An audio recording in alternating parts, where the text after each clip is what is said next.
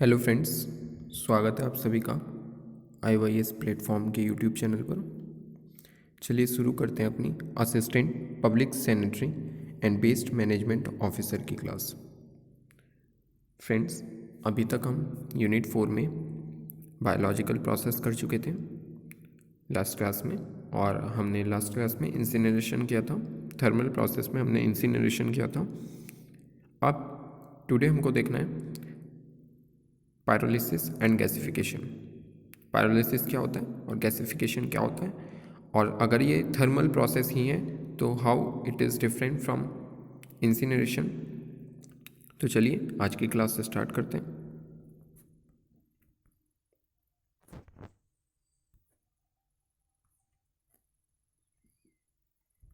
Yes, pyrolysis. What is pyrolysis? Pyrolysis is the process of heating organic material such as biomass in the absence of oxygen. ठीक है, यही इसका differentiation का जो इसका main difference है वो यही पॉइंट है कि पायरोलिसिस एक ऐसा प्रोसेस है जो in the absence of oxygen, और we can say controlled presence of oxygen. ठीक है, मेनली अब्सेंस ऑफ ऑक्सीजन, इसकी जो best condition that is absence of oxygen होती है। Because no oxygen is present, the material does not combust, but the chemical compound such as cellulose and lignin make up that material thermally decompose into combustible gases and charcoal. These combustible gases can be condensed into a flammable liquid called pyrolysis oil. मतलब pyrolysis क्या है? ये oxygen के अनुपस्थिति में आपका जो organic substance हैं उनको ब्रेक करने की एक प्रोसेस है इन द अब्सेंस ऑफ ऑक्सीजन। ठीक है, ऑल राइट।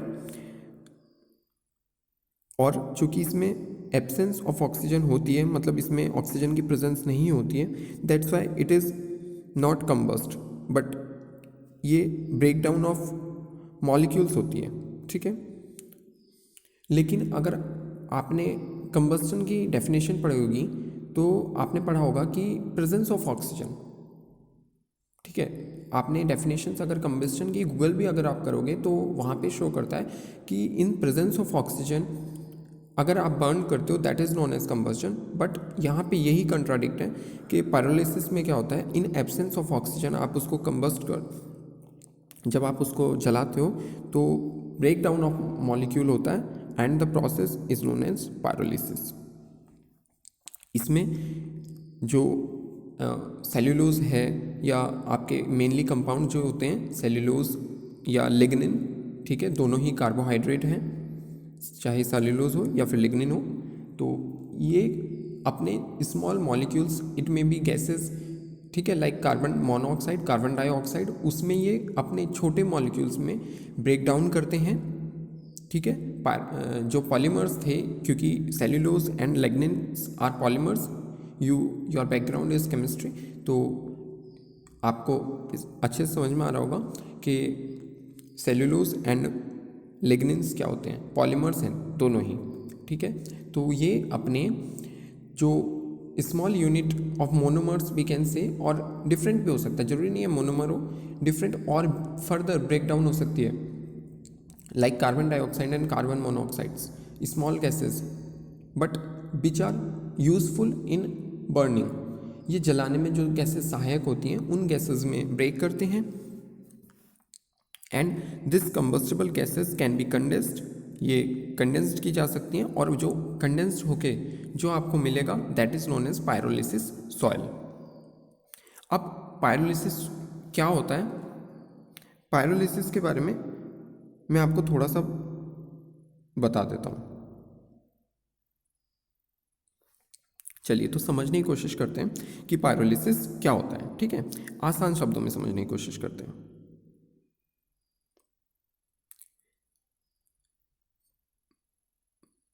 पायरोलिसिस एक कंबस्टन का प्रोसेस है जो इन अब्सेंस ऑफ ऑक्सीजन होता है। ठीक है, मतलब अगर आप ऑक्सीजन को बिल्कुल कट कर दें, तो जो ब्रेकडाउन ऑफ मॉलिक्यूल्स होगी that is known as pyrolysis.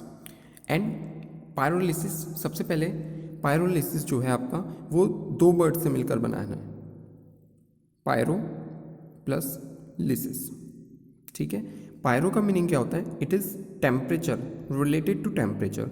And lysis क्या होता है? Break down something. मतलब अगर आप बहुत ज़्यादा टेम्परेचर प्रोवाइड करा के, अगर जो भी आपका बेस्ट है, अगर आप बेस्ट के साथ ये प्रोसेस कर रहे हैं, तो बेस्ट को अगर ब्रेक डाउन करना हो तो लिसिस ब्रेक डाउन के लिए यूज़ होता है।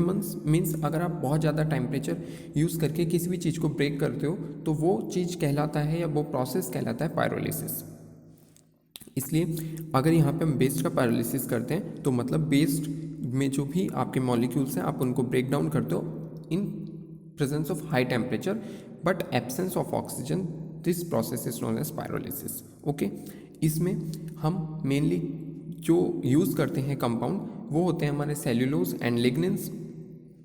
ये ब्रेक डाउन करते हैं और आपका मोनोमर से भी फर्दर ब्रेक डाउन करते हैं और आपको जो रिलीज़ करते हैं तो वो होता है कार्बन मोनोऑक्साइड, सिन गैस, या फिर आपके चार हो सकता है, charcoal, that is known as charcoal, उसमें ये ब्रेक डाउन करता है। ठीक है, तो आई होप आपको ये समझ में आ गया होगा। एंड इम्पॉर्टेंट ये है कि in presence of high temperature, because pyro जहाँ पे भी आप यूज़ करोगे, पायरो वर्ड जहाँ यूज़ करोगे तो वहाँ पे टेम्परेचर का रोल होता है और वो हायर टेम्परेचर यूज़ होता है। ठीक है, pyrolysis unlike incineration is an endothermic reaction. Important, आप इसको ध्यान रखिए। ठीक है, ये डिफरेंस है इंसिनरेशन से। पायरोलिसिस को हम कैसे डिफ्रेंशिएट करेंगे, यहाँ से क्वेश्चंस आने के चांसेस हैं, इसलिए आप इसको याद रखिए कि पायरोलिसिस एक एंडोथर्मिक प्रोसेस है and is carried out at 500 to 1000 degree Celsius. Okay, आपको टेम्परेचर भी याद रखना है बिकॉज टेम्परेचर की एक रेंज होती है 500 एटलीस्ट होना ही चाहिए, क्योंकि आप यहाँ पे इन एब्सेंस ऑफ ऑक्सीजन आपको ब्रेक डाउन करना है मॉलिक्यूल्स को, तो आपको हाई टेम्परेचर यूज़ करना ही पड़ेगा। ठीक है, अब मैंने आपको बताया था कि जब ये ब्रेक डाउन करता है मॉलिक्यूल्स, आपके सेल्यूलोज है, लिग्निन्स हैं, ये ही मेनली मॉलिक्यूल्स इसमें होते हैं। तो जब वो ब्रेक डाउन करते हैं तो वो क्या क्या बना सकते हैं? एक तो वो बना सकते हैं गैस, दूसरा वो बना सकते हैं लिक्विड, एंड तीसरा वो बना सकते हैं चार। ठीक है, इसको स्टेप बाय स्टेप्स हम देखते हैं। Gas, it is a mixture of combustible gases as hydrogen, carbon monoxide, methane, carbon dioxides and some hydrocarbons other. ठीक है, जब आपने एक बेस्ट था, आपका बेस्ट सैंपल था, आपने उसकी पायरोलिसिस कराई तो उसमें से कुछ गैसेस निकली, उसमें आपने एग्जांपल्स देख लिए कौन कौन सी हो सकती है, मीथेन, कार्बन मोनोऑक्साइड एट्सेट्रा। जब उसमें कुछ लिक्विड निकला, it consist of tar, pitch, light oil and low boiling organic chemicals like acetic acid, acetone, methanol etcetera. इसके अलावा उसमें से कुछ लिक्विड निकलता है और उस लिक्विड में क्या हो सकता है आपके, उसमें टार हो सकती है, पिच, हल्के तेल, या फिर कुछ कम बॉयल्स करने वाले कार्बनिक या फिर ऑर्गेनिक कंपाउंड्स भी हो सकते हैं like acetone, ethanol, methanol etcetera. इसके बाद एक चीज़ और इसमें से निकलती है, दैट इज चार। It consist of elemental carbon along with the inert metamaterial the based feed. Means ये निष्क्रिय मेटामटेरियल अपशिष्ट फीड के साथ मौलिक कार्बन के होते हैं। मतलब आपने फीड क्या होता है, जो भी आपने उस पायरोलिसिस, एक आपका सेटअप होगा, उसमें जो आप बेस्ट डालते हो वही उसका फीड होता है, मतलब उसका खाना एक तरीके से। तो आपने जो बेस्ट डाला, ठीक है, उससे जो ब्रेक डाउन होकर निकल रहा है तो उसमें एक चार भी होता है। ठीक है, मेनली तीन चीज़ें होती हैं, चार, ठीक है, लिक्विड और ऑयल। कंडेंस कर लिया आपने लिक्विड। ठीक है, ideal feed stock for pyrolysis should have high calorific value. ठीक है, further it is very important कि आपके कैलोरीफिक वैल्यू हाई होनी चाहिए, बिकॉज आप ब्रेक डाउन कर रहे हो तो इसलिए आपके कैलोरीफिक वैल्यू हाई होनी चाहिए with very less moisture content. ठीक है, ये इसकी कुछ कंडीशंस हैं कि आप पायरोलिसिस को अगर बेस्ट रिजल्ट्स आपको गेन करने हैं तो आपको क्या कंडीशंस रखनी होंगी। तो आपको हाई कैलोरीफिक वैल्यू होनी चाहिए, जो भी आपका सैंपल है उसकी कैलोरीफिक वैल्यू हाई होनी चाहिए, मॉइस्चर कंटेंट उसका लो होना चाहिए, and should be homogeneous in nature. ठीक है, ये सारी चीज़ें मैंने आपको लेक्चर में एक अलग से कराई हैं, जहाँ पे हमने फिजिकल प्रॉपर्टी, मैकेनिकल प्रॉपर्टी को डिस्कस किया था। तो अगर आपने प्लीज़ उस वीडियोस को नहीं देखा है तो प्लीज़ आप उस वीडियो को देख लीजिए। मैं डिस्क्रिप्शन बॉक्स में उस वीडियो का लिंक शेयर कर दूंगा, बिकॉज वो वेरी इंपॉर्टेंट आपके लिए।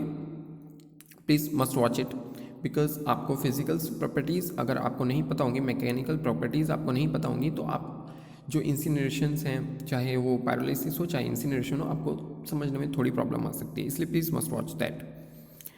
ठीक है, तो आपको मॉइस्चर कंटेंट आपका बहुत कम होना चाहिए, मॉइस्चर नहीं होनी चाहिए उसमें, कैलोरीफिक वैल्यू उसकी बहुत ज़्यादा होनी चाहिए, एंड होमोजीनियस होना चाहिए नेचर में।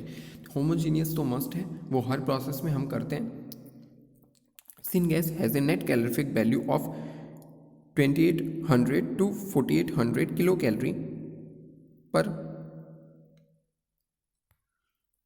meter cube and can be further refined and combusted to generate electricity। Okay, मतलब इसमें से सिनगैस निकली। सिनगैस किसको हम बोलते हैं, कंफ्यूज होने की जरूरत नहीं है, सिनगैस हम बोलते हैं कार्बन मोनोऑक्साइड हो प्लस हाइड्रोजन हो। ठीक है, इसके अलावा फर्दर और गैसेस भी हो सकते हैं, लाइक मीथेन हो सकती है, that is combined is known as syngas.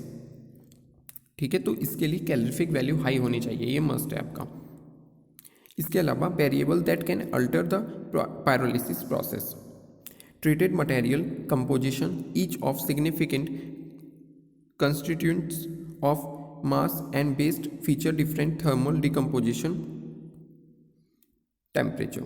The temperature of the process,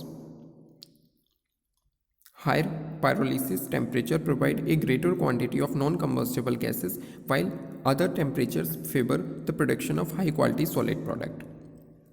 मतलब कुछ ऐसे वेरिएबल्स होते हैं जो पायरोलिसिस का जो प्रोसेस है आपका उसको चेंज कर सकते हैं, अल्टर कर सकते हैं। वो क्या है, एक तो है आपका ट्रीटेड मटेरियल कंपोजिशन, मतलब उपचारित सामग्री संरचना, and second is the temperature of the process.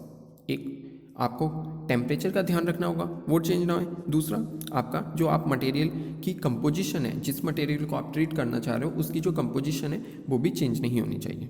ठीक है, each of the significant constituents of biomass and based features different thermal decomposition and temperature. ठीक है, थर्मल डिकम्पोजिशन का जो टेम्परेचर है वो डिफरेंट होना चाहिए हर एक का, बिकॉज अगर आप एक ही टेम्परेचर पे सबको करेंगे तो प्रॉब्लम आ सकती है।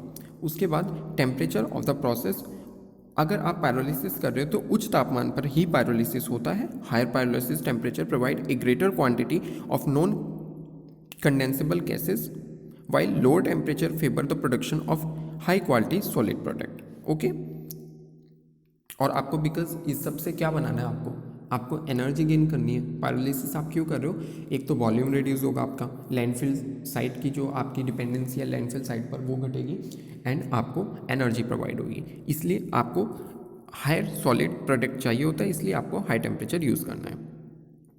Okay, next the residence time of material in the pyrolysis chamber influences the degree of thermal conversion of the received solid product and the residence time of the vapor। pyrolysis, आपने pyrolysis का एक chamber है, ठीक है, उसमें जो ये variables ही हैं, आपके जो वेरिएबल्स हैं वही हैं ये, कि किन किन वेरिएबल्स पर डिपेंड करता है आपका पायरोलिसिस प्रोसेस, कैसे आप उसको मोर सिग्निफिकेंट बना सकते हो। तो कितनी देर आपने चैम्बर में उसको रखा अपने बेस्ट सैंपल को, इस पे भी डिपेंड करता है आपका प्रोसेस। प्राप्त जो आपको मिल रहा है सॉलिड, ठीक है, जो भी आपको सॉलिड मिल रहा है उसका वो डिपेंड करता है आपकी जो पेपर्स निकल रही हैं उस पर भी। नेक्स्ट क्या है आपका particle size and physical structure. ठीक है, पार्टिकल साइज को भी हमने करा था, आपको पता होगा कि हमने पार्टिकल साइज को कैसे डिफ्रेंशिएट करा था। अलग अलग साइज के पार्टिकल्स को हमने ट्रॉमल स्क्रीन की मदद से अलग अलग कर लिया था। तो ये जो पार्टिकल साइज है वो भी इन्फ्लुएंस करता है आपके पायरोलिसिस को। Influence the speed at which material is subjected to pyrolysis, आपका मटेरियल किस स्पीड से रिएक्शन करेगा, पायरोलिसिस में ब्रेक डाउन करेगा, ठीक है। तो वो पार्टिकल साइज पे डिपेंड कर देगा, जितना बड़ा पार्टिकल साइज होगा उतनी प्रॉब्लम होगी ना उसको ब्रेक डाउन होने में। इसलिए ये कुछ फैक्टर्स थे जिनके ऊपर पायरोलिसिस आपका डिपेंड करता है, ठीक है। अब एक डायग्राम से या फ्लो चार्ट आप इसको बोल सकते हो, उससे समझ लेते हैं पायरोलिसिस क्या होता है। आपके पास एक बायो सैंपल है, बायोमास है, ठीक है। मास मेनली बोला जाता है आपका जो भी सैंपल है, अगर आप उसका ट्रीटमेंट कर रहे हो तो वो मास बोला जाता है, ठीक है। अगर वो बायोलॉजिकली है, उसमें डिग्रेडेबल चीज़ें हैं या फिर नॉन डिग्रेडेबल भी हैं तो उसको बायोमास बोल सकते हैं, ओके। तो आपके पास एक बायोमास था, उसने आप सबसे पहले आपने क्या करना है, उसको सुखा लेना है, बिकॉज मैंने बताया मॉइस्चर कंटेंट आपकी नहीं होनी चाहिए उसमें, ठीक है। आपने सबसे पहले उसको सुखा लेना है, उसके बाद ग्राइंडिंग कर लीजिए आप उसकी, ठीक है। जितना बारीक होगा उतना आपके लिए बेनिफिशियल होगा। स्मॉल साइज पार्टिकल जितने होंगे वो कंबस्ट जल्दी करेंगे, ब्रेक डाउन जल्दी करेंगे, ओके। तो उसके बाद आपने उसकी ग्राइंडिंग कर ली। अब आपके पास जो भी आपका सेटअप था पायरोलिसिस का, आपने उसमें डाल दिया, ठीक है। पायरोलिसिस में जैसे ही आपने डाला तो उससे एक तो चार बनी, ठीक है, एक उससे बनी गैस, उसके अलावा उससे कुछ लिक्विड बन सकता है, ओके। अब उस जो आपने बायो ऑयल है उसको आप फर्दर रिसाइकल भी कर सकते हो या फिर कुछ और करना है तो आप वो कर लीजिए, जैसे भी आपको उसको यूज़ करना है। मतलब आपके पास कुछ तीन चीज़ें मिलती हैं, like oil, bio oil, liquids, कुछ लिक्विड्स हो सकते हैं एंड चार। तो ये था इसका चार्ट फ्लो। आई होप ये आपको समझ में आ गया होगा, ठीक है। अगर आपको किसी भी तरीके का डाउट है तो प्लीज़ आप मुझसे पूछ सकते हैं। ये सारी चीज़ें आई थिंक आपको समझ में आ गई होंगी, ठीक है। पायरोलिसिस क्या होता है। नेक्स्ट गैसिफिकेशन, हमने इंसिनरेशन कर लिया, हमने पायरोलिसिस कर लिया, नेक्स्ट हमारा gasification. Gasification is a process that convert biomass of fossil fuels based material into gases. मतलब गैसिफिकेशन एक ऐसी प्रक्रिया है जो बायोमास या जीवाश्म ईंधन आधारित सामग्रियों को गैसों में परिवर्तित करती है। This is achieved by reacting the material at high temperature without combustion by controlling the amount of oxygen and steam present in the reaction। मतलब इसमें आप completely अनकट नहीं करते ऑक्सीजन को, ठीक है। ये छोटे छोटे ही डिफरेंस है गैसिफिकेशन, ऑल्दो हर एक में टेम्परेचर इन्वॉल्व हो रहा है, हाई टेम्परेचर ही इन्वॉल्व हो रहा है, इसलिए हमने इसको थर्मल प्रोसेस में रखा है। बट छोटा छोटा डिफरेंस है, थोड़ा थोड़ा सही, लेकिन है तो अलग, इसलिए अलग का नाम दिया गया है। तो ये कंट्रोल्ड वे ऑफ ऑक्सीजन, आप कंबस्जन करते हो और टेम्परेचर हाई होता है, process known as gasification. An advantage of gasification is that syngas can be more efficient than direct combustion of the original feedstock material because it can be combusted at higher temperature. मतलब इसका जो benefit है वो क्या है कि इस प्रक्रिया में मौजूद ऑक्सीजन और भाप की मात्रा को नियंत्रित करने के माध्यम से दहन के बिना उच्च तापमान पर सामग्री पर प्रतिक्रिया करके प्राप्त किया जाता है। और इसके कुछ बेनिफिट ये हैं कि सिन गैस जो होती है वो मूल जो फीडस्टॉक था आपका ओरिजिनल, ठीक है, उसकी सामग्री के अब डायरेक्टली आप अगर कंबस्शन कर रहे हो उसकी कंपैरिजन में ये मोर बेनिफिशियल होती है, क्योंकि इसमें हाई टेम्परेचर यूज़ किया जाता है। पायरोलिसिस से भी इसमें हाई टेम्परेचर यूज़ किया जाता है, इसलिए उसकी ब्रेक डाउनिंग अच्छी होगी ना, आप उसको कंबस्ट अच्छे से कर सकते हो, आप उसकी ब्रेक डाउनिंग अच्छे से कर सकते हो। तो आई थिंक आपको गैसिफिकेशन भी समझ में आ गया होगा, ठीक है। इसमें गैसिफिकेशन में मेन आप यही याद रखिए कि ये सबसे पहली बात हाई टेम्परेचर यूज़ होना ही होना है, बिकॉज थर्मल है आपका। उसके अलावा आप कर रहे हो in controlled way of oxygen, controlling way of oxygen. इसमें यही मेन डिफरेंस है कि आप इसमें जो करते हो वो एक कंट्रोल्ड वे में आप करते हो गैसिफिकेशन। इसके अलावा gasification is similar to combustion but it is different in the amount of oxygen used in the process, ठीक है। ये कंबस्जन क्या होता है, जलाना, ठीक है। तो गैसिफिकेशन में भी तो हम जला रहे हैं, लेकिन इन कंट्रोल्ड वे ऑफ ऑक्सीजन आप जला रहे हो, ओके। एक चीज़ समझते हैं कि गैसिफिकेशन हो चाहे पायरोलिसिस हो चाहे आपका इंसिनरेशन हो, हर एक में जला रहे हैं। इवन जो हमारे एंसेस्टर्स हैं, जो हमारे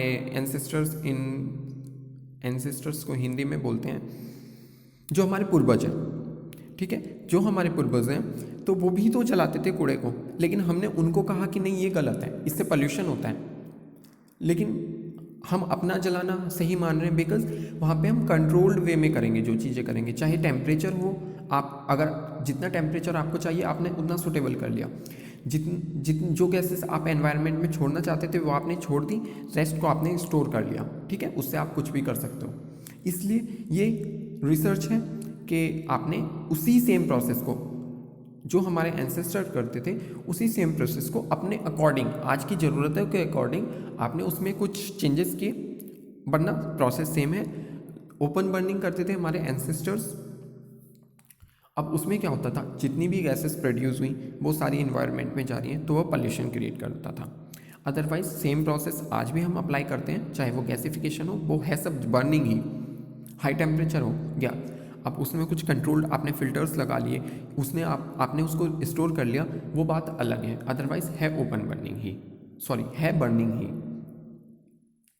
ठीक है। तो गैसिफिकेशंस आपको समझ में आ गया होगा, is similar to combustion but it is different in the amount of oxygen used in the process. यहाँ पे आप कंट्रोल वे में आप ऑक्सीजन यूज करते हो, लेकिन ओपन बर्निंग अगर हो रही है तो उसमें आप कंट्रोल तो नहीं कर सकते ना ऑक्सीजन को। अब ये थोड़ी है कि आप उसको रोक लोगे एक साइड से कि भाई मैं खड़ा हूँ यहाँ पे से, अब ऑक्सीजन तो जा नहीं सकती, ऐसा तो नहीं हो सकता।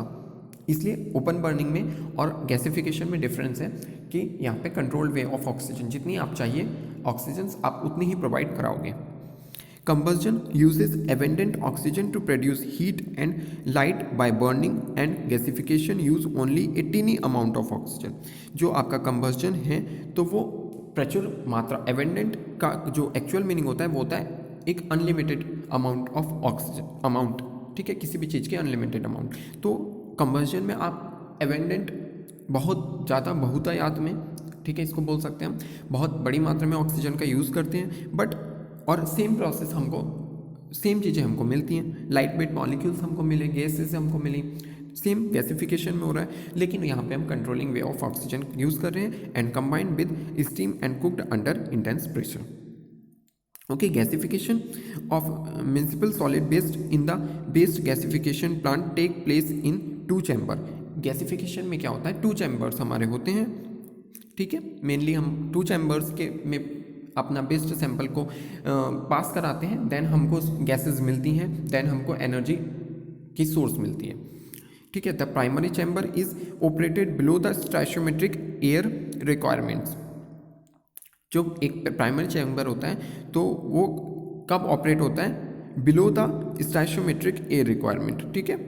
और the secondary chamber is operated under excess air conditions. वहाँ पे आपको ऑक्सीजन बहुत कम रखनी है, यहाँ पे आप थोड़ी सी ज़्यादा रख सकते हो, ठीक है। तो सेम हिंदी में अपशिष्ट गैसीकरण संयंत्र में जो म्युनिसिपल सॉलिड वेस्ट है उसके गैसीकरण 2 कक्षों में होता है, चैम्बर 2 यूज होते हैं। प्राथमिक कक्ष स्टोइचियोमेट्रिक वायु आवश्यकता के नीचे संचालित किया जाता है और द्वितीय कक्ष अतिरिक्त हवा की स्थिति में संचालित किया जाता है। Okay, next, the main reactor used for gasification of municipal solid waste are fixed bed and fluidised bed, ठीक है। 2 मेथड्स हैं आपके मेनली जो यूज़ करते हैं हम, 2 तरह के रिएक्टर्स हम इसमें यूज़ करते हैं, एक हो सकता है आपका फिक्स्ड और एक हो सकता है आपका fluidised. Technology selection depend upon available fuel quality, capacity and gas quality, ठीक है। ये तो कॉमन सी बात है, आप उतना ही करोगे ना जितने आपके पास अवेलेबल चीज़ें हैं। आप अपना बेस्ट तभी दोगे ना जब आपके पास 100% चीज़ें अवेलेबल हो, जब आपके पास चाहे अगर आप प्रिपरेशन कर रहे हो किसी चीज़ की, तो जब तक आपके पास सारी चीज़ें नहीं होंगी, जो भी चीज़ें उसमें ज़रूरत है, तो तब तक आप अपना बेस्ट नहीं दे सकते हो। इसलिए सेम इसमें है, technology selection depend upon availables and जो भी चीज़ें आपकी अवेलेबल हैं, क्वालिटी क्वांटिटी कुछ भी हो सकता है, वो उन सारी चीज़ों के ऊपर डिपेंड करता है। Fixed bed gasifiers are relatively easy to design and operate, ठीक है। जो मैंने आपको बताया कि 2 टाइप के हो सकते हैं, फिक्स्ड बेड हो सकता है और फ्लूइडाइज्ड हो सकता है। तो फिक्स्ड बेड जो होता है, fixed bed gasifiers are relatively easy to design, इसको बनाना आसान है, ऑपरेट करना आसान है, and are therefore useful for small and medium scale power and thermal energy uses, ठीक है। क्योंकि इसको बनाना आसान है, इसको यूज़ करना आसान है, ऑपरेट करना इसको आसान है, इसलिए ये वायबल यूज़ है इसका, और इंडस्ट्री वगैरह में इजीली ये यूज़ हो जाता है। Medium scale power and thermal energies इस वाले प्लांट में ये यूज़ हो जाता है। ठीक है, fixed bed gasifiers are of two type, इसमें भी फर्दर टू टाइप होते हैं। सबसे पहले आपने गैसिफिकेशन को दो पार्ट में डिवाइड किया, ठीक है, फिक्स्ड एंड फ्यूटिलाइज्ड। उसके बाद फिक्स्ड में भी दो टाइप हैं, updraft and downdraft. Updraft में क्या होता है, highly efficient bed based with 50% moisture can be gasified. Downdraft में क्या होता है, not preferred for municipal solid based treatment. Okay, उतना ज़्यादा ये ट्रीटमेंट में प्रेफर नहीं किया जाता है। अप ड्राफ्ट में आपका ये प्रेफर करते हैं, अप ड्राफ्ट को आप प्रेफर करते हो। हाईली एफिशिएंट है because bed based with 50% moisture can be gasified. ठीक है, हमारे पास सबसे बड़ी प्रॉब्लम क्या थी, मॉइस्चर की, बिकॉज हमारा बेस्ट ज़्यादातर जो होता है वो आपका क्या होता है, वेटी होता है। इसलिए हम वो प्रोसेस फॉलो करेंगे ना जो हमारे बेड बेस्ड को भी डील कर सके। इसलिए इसका जो अप ड्राफ्ट प्रोसेस है वो ज़्यादा बेनिफिशियल होता है। Okay, next, fluidized bed are preferred for gasification of municipal solid based as it can be used with multiple fuels. हमने दो प्रोसेस पढ़े थे, फिक्स्ड एंड फ्यूटिलाइज्ड। तो फ्यूटिलाइज्ड जो होता है वो प्रेफर किया जाता है गैसिफिकेशन के लिए, क्योंकि ये डिफरेंट मल्टीपल फ्यूल्स को यूज़ कर सकता है। Offer relatively compact combustion chambers and good operation control. ठीक है, मतलब यह ऑफर करता है आपको कॉम्पैक्ट कंबस्शन। अब इसमें भी आपके टू टाइप के प्रोसेस हैं, ठीक है। तो रिएक्टर्स टाइप के हो सकते हैं आपके फ्यूटिलाइज्ड बेड में भी। एक होता है बबलिंग फ्यूटिलाइज्ड बेड, दूसरा होता है सर्क्यूलेटिंग फ्यूटिलाइज्ड बेड। ठीक है, बबलिंग फ्यूटिलाइज्ड बेड और दूसरा होता है सर्कुलेटिंग फ्यूटिलाइज्ड बेड।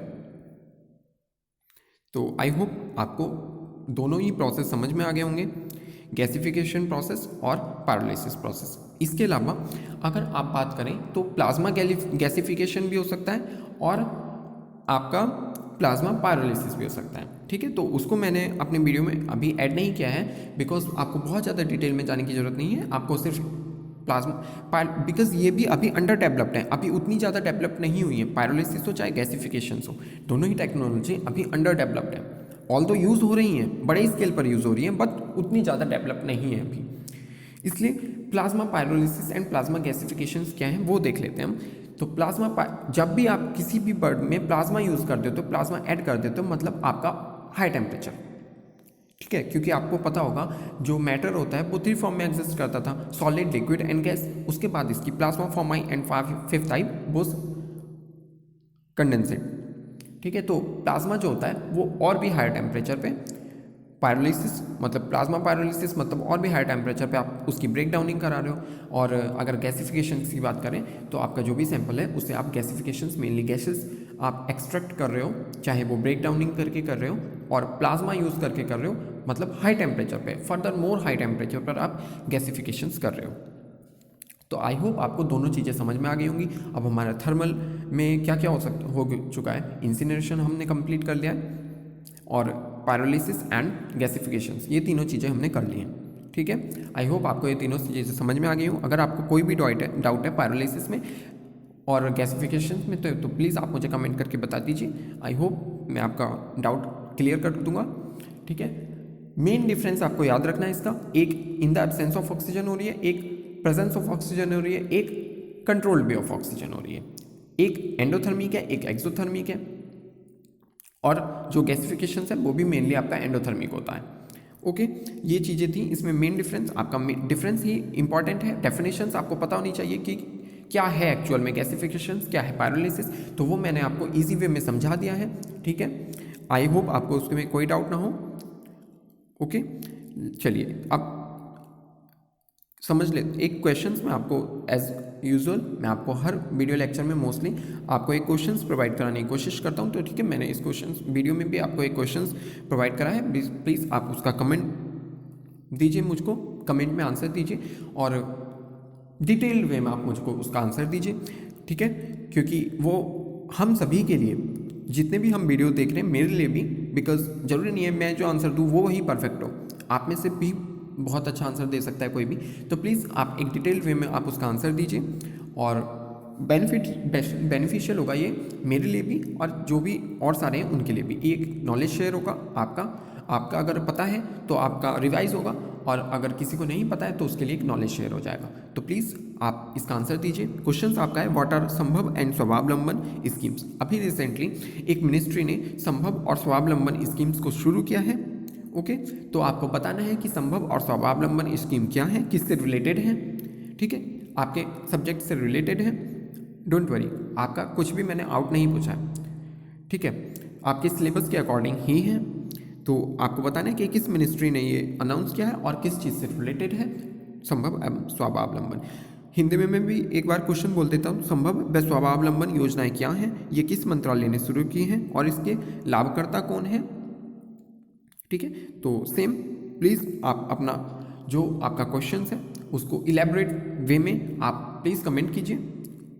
आई होप, और जो भी बेस्ट आंसर होगा, एक हो दो हो, जो भी आंसर्स मुझे बेटर लगेंगे तो मैं आप सबके साथ नेक्स्ट वीडियो में शेयर करूंगा। ठीक है, आपकी भी नॉलेज इंक्रीज होगी, मेरी भी नॉलेज इंक्रीज होगी, इसलिए प्लीज़ आंसर ज़रूर दीजिए और वीडियो को एंड तक देखने के लिए धन्यवाद।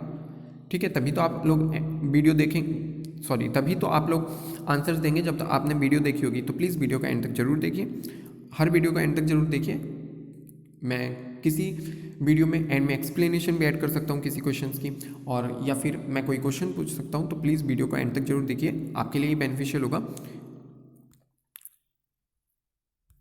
दोनों ही प्रोसेस हमने कर लिया। वीडियो को देखने के लिए थैंक्स। प्लीज़ आंसर आप जरूर दीजिए, क्वेश्चन का आंसर आप जरूर दीजिए। अब तक मैंने जितने भी क्वेश्चन आपसे पूछे, ऑल्दो मुझे कुछ आंसर्स मिले हैं, लाइक मुझे 2-3 आंसर्स जो भी मिले हैं वो मैंने अपने वीडियो में ऐड भी किए हैं। आप सब प्लीज़ आंसर दीजिए। एक्सपेक्टेशंस तो मेरी यही हैं। Okay, thank you.